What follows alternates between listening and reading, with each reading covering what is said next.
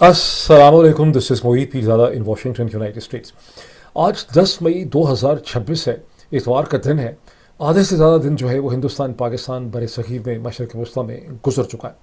मैं तकरीबन 24 घंटे से ज़्यादा के बाद इस चैनल के ऊपर लौट रहा हूँ। उसकी एक बहुत बड़ी वजह ये थी कि मैंने हिंदुस्तान के एक बड़े प्रोमिनेंट डिफेंस एनालिस्ट जो बड़े हॉकिश हैं, बड़ी सख्त बात करते हैं पाकिस्तान के हवाले से, जनरल जी डी बख्शी, उनका मैंने एक बहुत डिटेल्ड इंटरव्यू किया। उसे मैंने इंग्लिश चैनल आइकॉनोक्लास्ट विद मोहित पीरज़ादा पर मैंने उसे रिलीज़ किया। अभी मैं उसकी स्क्रीन शेयरिंग भी आपसे करता हूँ और आपसे रिक्वेस्ट भी करूँगा कि आप इस चैनल को, इस वीडियो को देखें। लेकिन ये वीडियो जो है खिलाफ तवक्को, कई लोगों ने कहा कि हमें ख्याल था कि इसमें बहुत ज़्यादा मारधाड़ होगी, बहुत ज़्यादा इसमें शायद कोई एक दूसरे के ख़िलाफ़ खींचातानी होगी।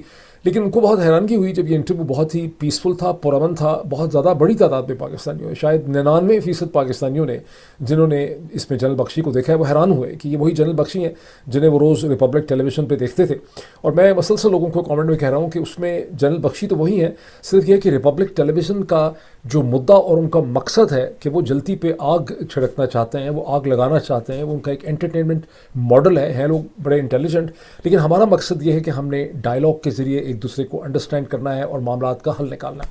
अब ये जो इंटरव्यू जो इतना पॉजिटिव किस्म का मैंने जनरल बख्शी के साथ किया, एक ऐसे वक्त में किया जब मौसम बिल्कुल ठीक नहीं है हिंदुस्तान पाकिस्तान में, बिकॉज जो 4 दिनों का एक साइकिल चल रहा है, 7 मई, 8 मई, 9 मई, 10 मई का, वो चल रहा है। और पाकिस्तान से मसलसल मार्का हक और ऑपरेशन बुनियानुल मसरूर और पता नहीं क्या कुछ की बात हो रही है, अभी उसका भी जिक्र मैं करता हूँ।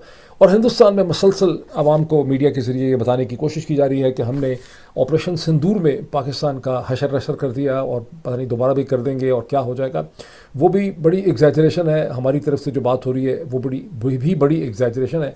हकीकत यह है कि इस खत्ते में और किस्म के चैलेंजेस जो हैं वो पैदा हो रहे हैं, जो ये डिमांड करते हैं कि हम हिंदुस्तान पाकिस्तान के दरमियान में अभी भी वक्त है कि एक हम behind the scene track to hidden diplomacy की एंगेजमेंट का प्रोसेस शुरू करें। और इस वीलॉग में मैं बहुत सी ऐसी चीज़ों की निशानदही करूँगा जिसकी वजह से इसकी बहुत ज़्यादा ज़रूरत है। मैं सिर्फ स्क्रीन शेयरिंग करके आपको एक लम्हे के लिए मैं आपको दिखाऊं। मैं चाहता हूं कि आप लोग इसे देखें।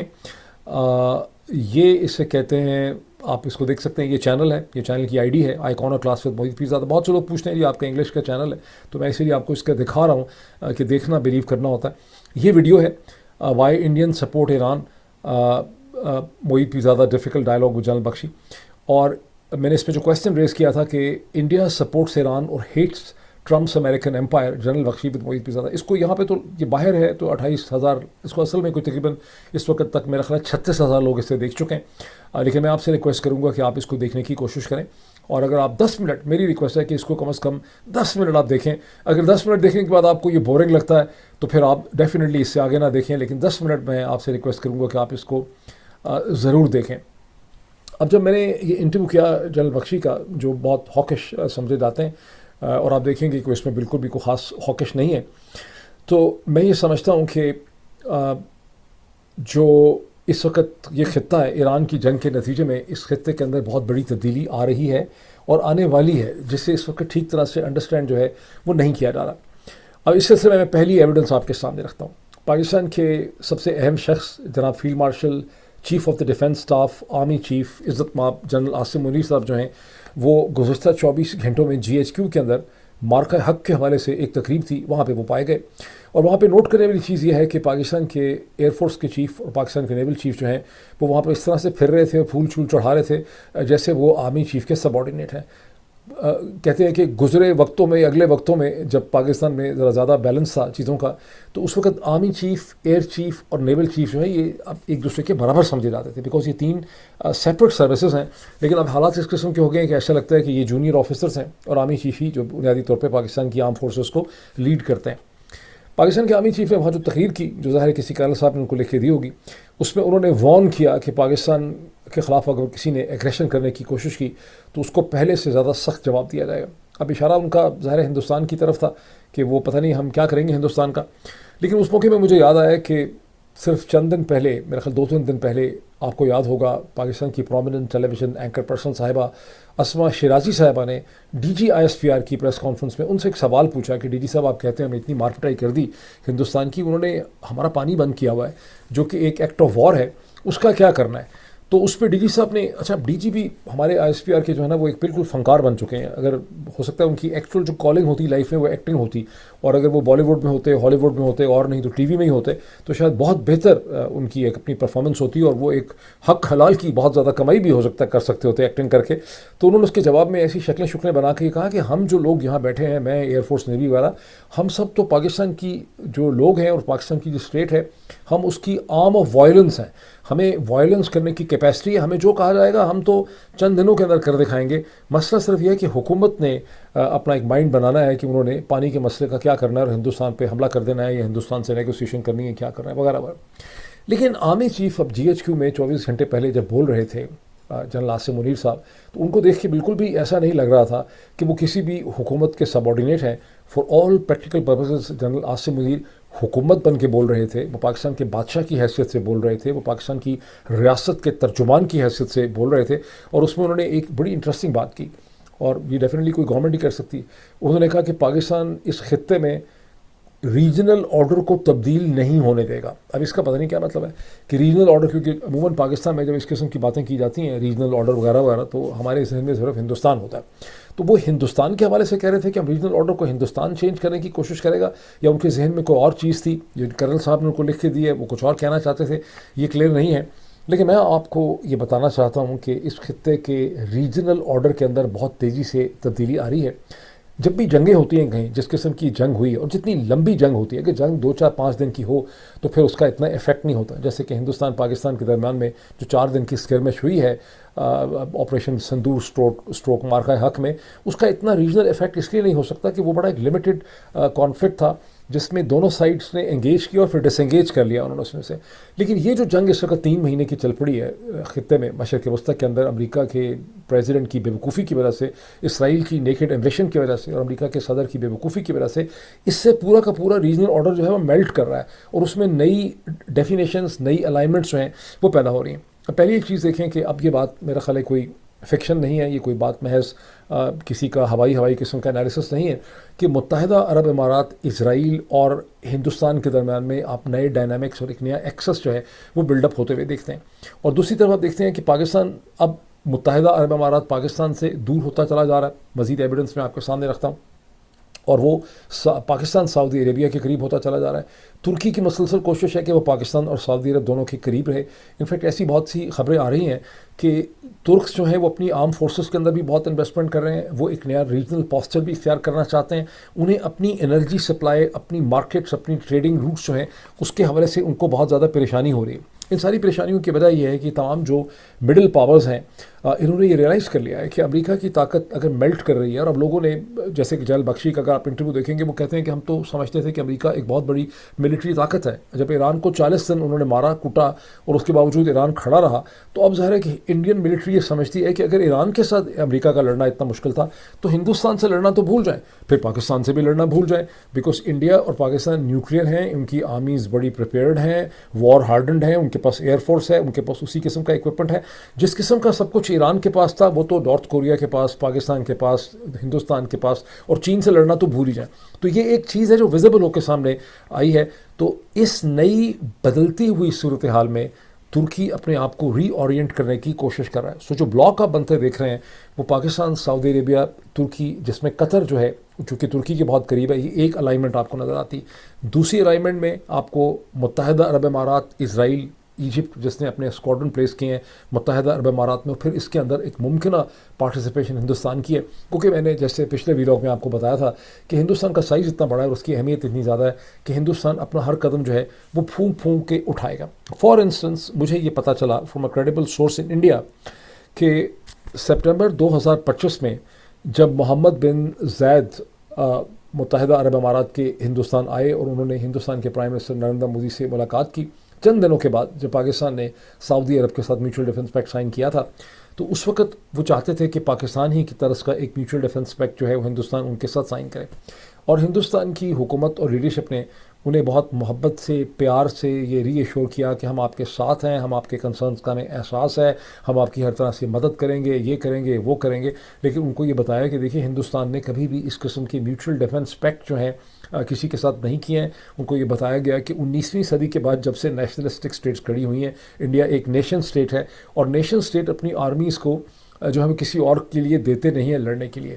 جب نیشن اسٹیٹس بن گئی تھیں ویسے 19ویں صدی میں, تو اس کے بعد 20ویں صدی کے 19ویں صدی میں جب بنی تھیں تو 20ویں صدی کے شروع میں جب پہلی جنگ عظیم ہوئی اس وقت پیکٹس ہوتے تھے. ویسے آپ کو یاد ہے کہ وہ پیکٹس کی وجہ سے پہلی جنگ عظیم جو ہے وہ ہو گئی تھی. بہرحال ہندوستان نے ان کو بہت پیار سے کہا کہ ہم نہ پیکٹ کر سکتے ہیں نہ اپنی فورسز آپ کو دے سکتے ہیں. اس سٹیج پہ مجھے یہ بھی پتہ چلا ایک سورس سے, اور یہ بڑا کریڈیبل سورس ہے, کہ MBZ نے ہندوستان میں آفیشلس کو کے سامنے اس قسم کی بات کی ان کے ڈیلیگیشن نے کہ ہم چاہتے ہیں کہ ہندوستان کی ہیومن ریسورس جو ہے اس کا ہم زیادہ بلانا چاہتے ہیں ہندوستان سے اپنی ہیومن ریسورس کو, اور پاکستان کی جو ہیومن ریسورس ہے ابو دھابی کے اندر متحدہ عرب امارات میں, ہم اس کے اوپر اپنی ریلائنس کم کرنا چاہتے ہیں. حقیقت ہے کہ ریلائنس کم ہوتی چلی جا رہی ہے. اب سے چند سال پہلے پاکستان کا جو ہیومن ریسورس تھا اور جو پاکستان کے ایکسپیکٹ ورکرز تھے وہ متحدہ عرب امارات میں نسبتاً زیادہ تھے. اگر آج 19 لاکھ ہیں تو غالباً اب سے چند سال پہلے تھوڑے سے اس سے زیادہ ہوا کرتے تھے. اور گزشتہ چند سالوں میں آپ نے دیکھا ہے کہ مختلف طریقوں سے ان کی وہاں پر جانے میں اور ان کو ملازمت لینے میں, وہاں ٹھہرنے میں ان کے راستہ جو ہے وہ دشوار جو ہے وہ ہوتا چلا گیا.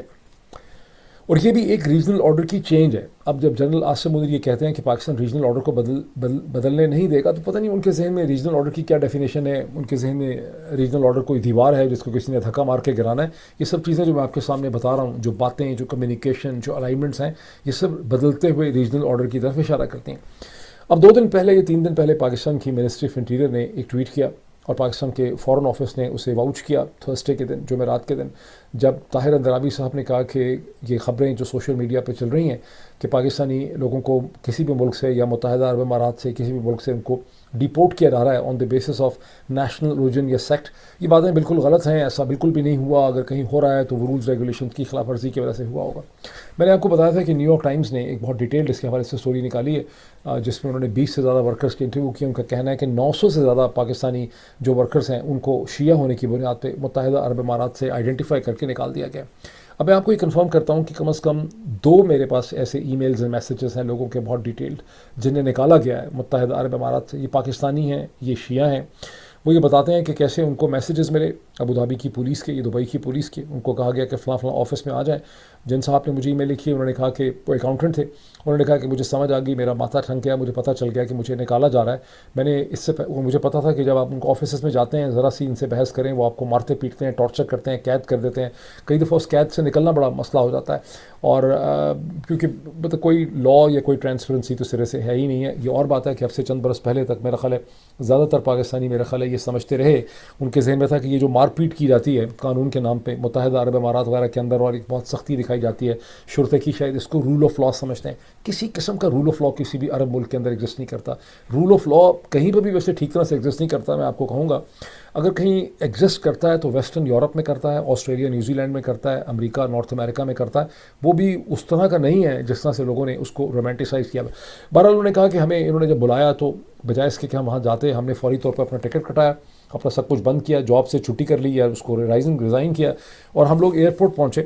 اور کہتے ہیں کہ ایئرپورٹ پہ جب ہم نے نکلنے کی کوشش کی تو وہاں ہمیں ڈیٹین کر لیا گیا, ہمیں ایک اسپیشل کمرے میں لے جایا گیا.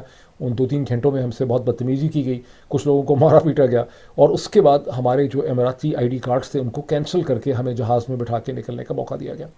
ایک اور صاحب مجھے یہ بتاتے ہیں کہ کچھ سنیز کو بھی جو ہے, نہ صرف شیعوں کو بلکہ سنی کو بھی, پھر کہتے ہیں کہ اس سے کیا پتہ چلتا ہے کہ سنیز کو بھی ٹارگٹ کر رہے ہیں. نہیں, وہ یہ کہ لوگوں کی شناخت وہ کوئی فارم بے کے ذریعے نہیں انہوں نے رکھی ہوئی. گزشتہ کئی برسوں میں یا مہینوں میں جو کوئی کسی امام بارگاہ میں گیا ہے, خواہ وہ سنی تھا وہ شیعہ تھا, تو بعض دفعہ اپنے شیعہ دوستوں کے ساتھ ان کے سنی دوست بھی امام بارگاہ میں جاتے رہے پاکستانی. جب وہاں جاتے ہیں تو پرابلی امام بارگاہ کے باہر ایک چیکنگ سسٹم ہے جہاں پہ آپ کی اماراتی ID چیک کی جاتی ہے, وہ سکین ہو جاتی ہے, آپ ان کے ڈیٹا سسٹم میں چلے جاتے ہیں. جو کسی امام بارگاہ میں گیا تھا 6 مہینے پہلے, 9 مہینے پہلے, 1 سال پہلے, اس کو بھی انہوں نے شیعہ یا شیعہ سمپتھائزر پکڑ کے اس کو انہوں نے وہاں سے نکال دیا. اب اس کا ریسپانس کیا ہونا چاہیے پاکستان کی طرف سے؟ آپ نے دیکھا ریسپانس منسٹری آف انٹیریئر کا کہنا ہے ہوا ہی کچھ نہیں، فارن آفس بھی کہہ رہا ہے کہ سب کچھ غلط ہے۔ اصل یہ ریسپانس نہیں ہونا چاہیے، یہ ایک انتہائی، جنگ صاحب تو کہہ رہے ہیں کہ ہم تو ریجنل آرڈر جو بھی ہمارے سے ایگریشن کرے گا ہم اس کی دھجیاں اڑا دیں گے، اور ریجنل آرڈر جو ہے ہم اس کو بدلنے ہی نہیں دیں گے۔ ریجنل آرڈر تو ان کی آنکھوں کے سامنے بدل رہا ہے، وہ اگر اس کو ماننے سے انکار کر دیں وہ ایک ڈفرینٹ ایشو ہے۔ رسپانس یہ نہیں ہونا چاہیے کہ آپ ڈینائی کر دیں، رسپانس یہ ہونا چاہیے گورنمنٹ لیول پہ آپ بہت سی سختی نہیں کر سکتے، شور نہیں مچا سکتے، لیکن پاکستان کی گورنمنٹ کو متحدہ عرب امارات کے ساتھ سیریسلی انگیج ہونے کی ضرورت ہے، اور انہیں باور کروانے کی ضرورت ہے کہ آپ یہ جو چیز کر رہے ہیں اس کے خطرناک نتائج نکلیں گے خطے کے لیے، ہمارے بڑے پرانے تعلقات ہیں، چیزیں ٹھیک ہو جاتی ہیں، جسے کہتے ہیں کہ کنٹینیوس انگیجمنٹ کرنے کی ضرورت ہے۔ اب جیسے کہ میں نے کہا کہ حکومتوں کی بڑی لمیٹیشنز ہوتی ہیں، وہ بہت سی چیزیں نہیں کر سکتے، نہیں کہہ سکتے۔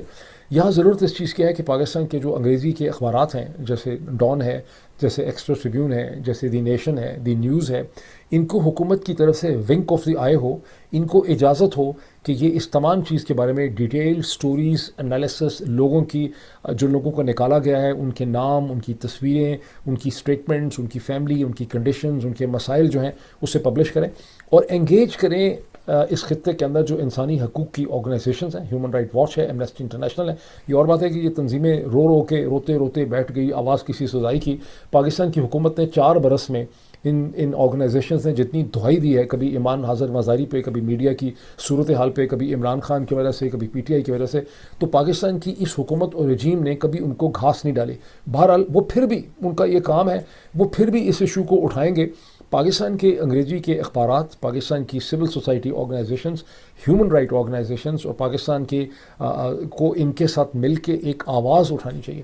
پاکستان کی حکومت کی یہ ذمہ داری ہے کہ وہ امریکہ کے ڈپارٹمنٹ آف اسٹیٹ کو بریف کرے، برٹش کو کرے، یورپینز کو بریف کرے، اور تاکہ یہ سب بیہائنڈ دا سین پریشر ڈالیں متحدہ عرب امارات۔ یہ میں سب کچھ کیوں کہہ رہا ہوں؟ میں آپ کو بہت ہی وثوق سے بات کہتا ہوں کہ یو اے ای کی گورنمنٹ اپنے امیج سے بہت سینسٹیو ہے۔ یہ جتنی بھی یہ ٹن پاٹ ریپبلکس ہیں مشرق وسطیٰ کی، سعودی عرب اس میں نہیں آتا، وہ اتنی پرواہ نہیں کیا کرتے تھے، یہ باقی جتنی بھی ریپبلکس ہیں، یہ ویسے ہی نہیں ہے کہ انہوں نے 300 لابسٹ رکھے ہوئے ہیں، 50 لابسٹ لندن میں رکھے ہوئے ہیں، 50 لابسٹ برسلس میں رکھے ہوئے ہیں، 100-200 لابسٹ انہوں نے واشنگٹن میں رکھے ہوئے ہیں، 50 اور انہوں نے نیو یارک میں رکھے ہوئے ہیں۔ یہ hundreds of millions of dollars کس چیز کے اوپر خرچ کرتے ہیں؟ اپنے امیج کو ہیومن اور ہیومین شکل میں دکھانے کے لیے، بیکاز ان کا امیج ہیومن نہیں ہے۔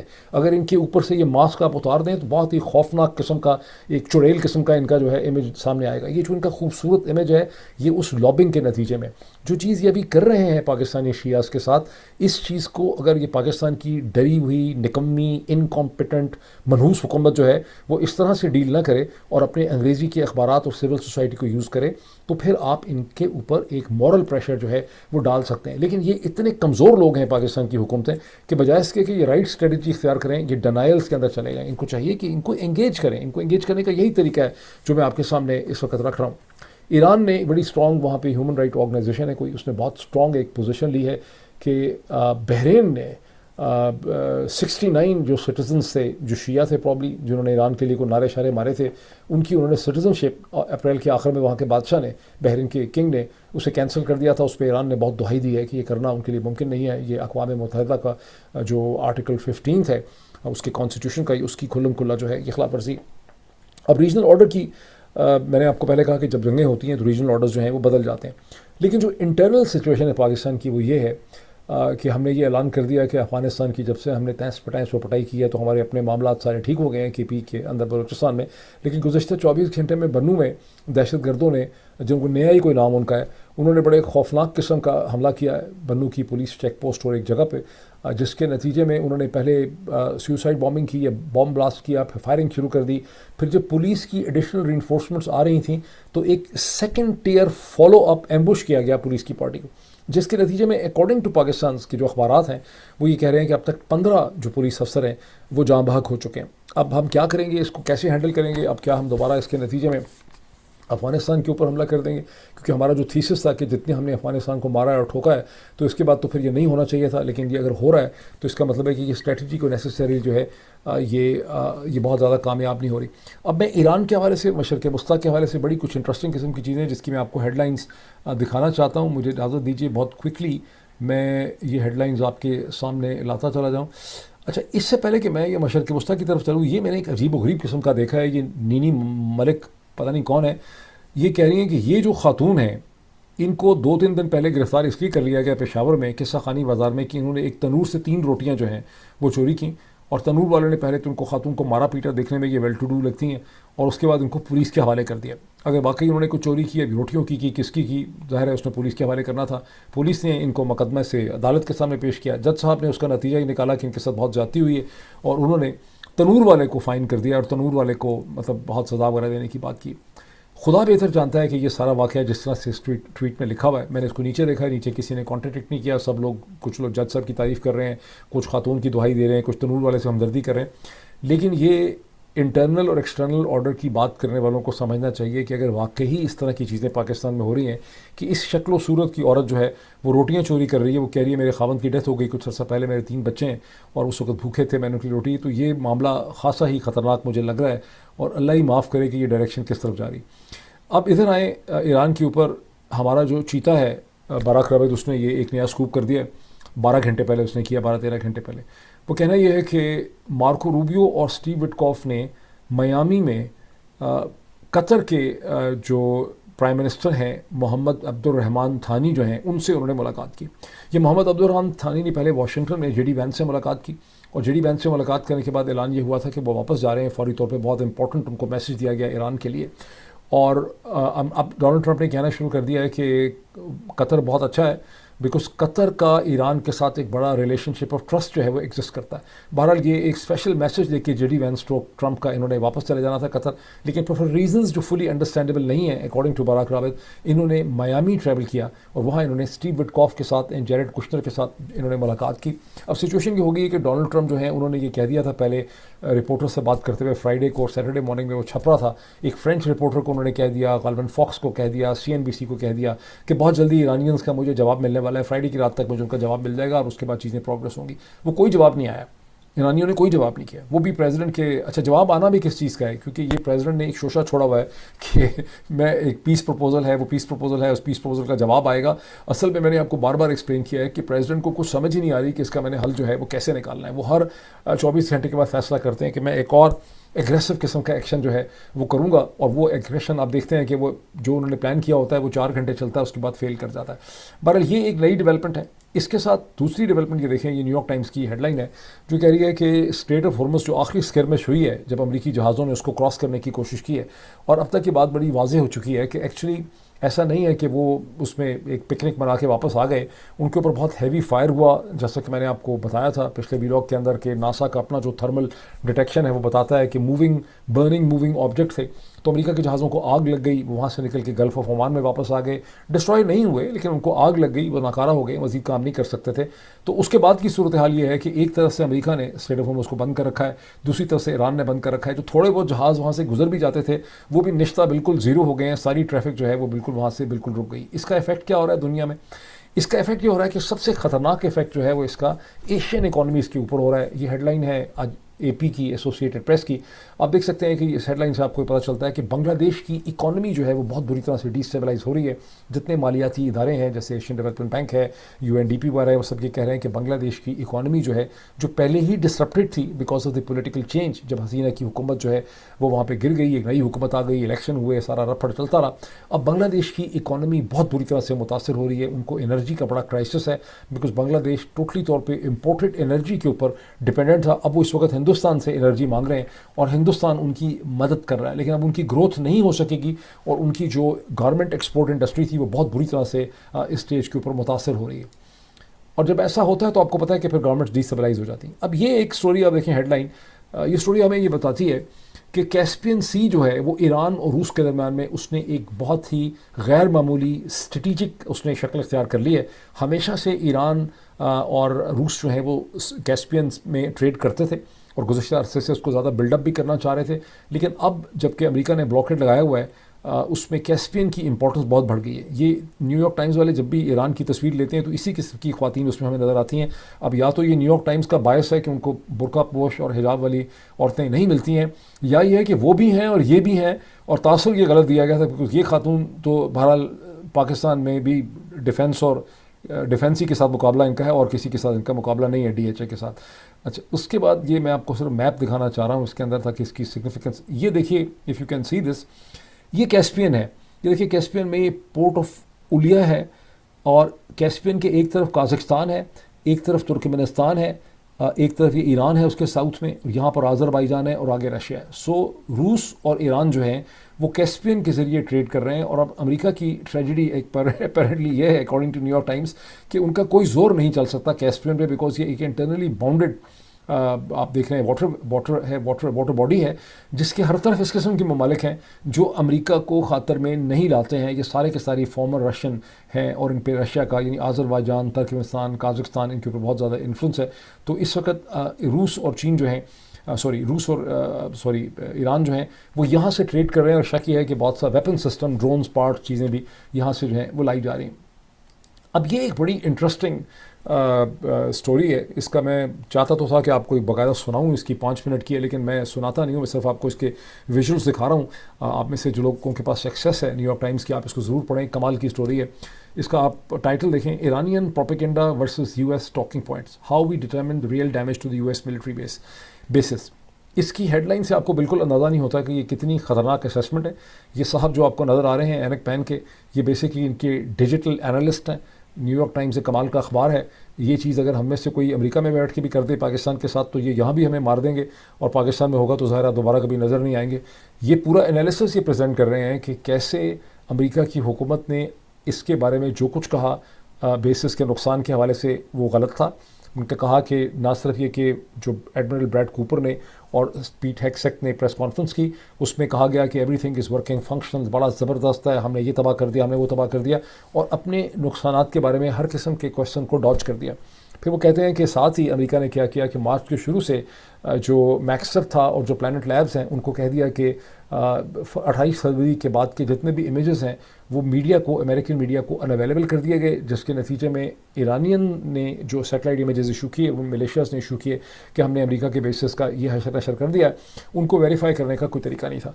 अब न्यूयॉर्क टाइम्स ने यूरोपियन सेटेलाइट्स की जो इमेजरी है जो रिस्ट्रिक्टेड नहीं थी वो हासिल की है, और वो सारी की सारी इमेजरी से जो इंतहाई शर्मनाक उसका नतीजा निकला है, वो नतीजा ये निकला है कि जो भी इमेजेस ईरानी साइड ने इशू किए थे सेटेलाइट्स के, मुख्तलिफ मलेशियास ने किए थे, वो 100% एक्यूरेट निकले हैं। This is what the New York times story says. अब जस्ट इमेजिन कि मैंने मई 2025 में न्यूयॉर्क टाइम्स की एक स्टोरी दिखा दी थी इसी तरह से स्क्रीन के ऊपर, जिसमें मैंने कहा था कि प्लैनेट लैब और मैक्सर की जो फुटेज है वो ये शो करती है कि 11 पाकिस्तान के एयरफोर्स के बेसिस जो हैं उनको हिंदुस्तान ने टारगेट करके ये साबित किया है कि हम टारगेट कर सकते हैं, हमको अपनी कैपेसिटी ने डेमोस्ट्रेट की।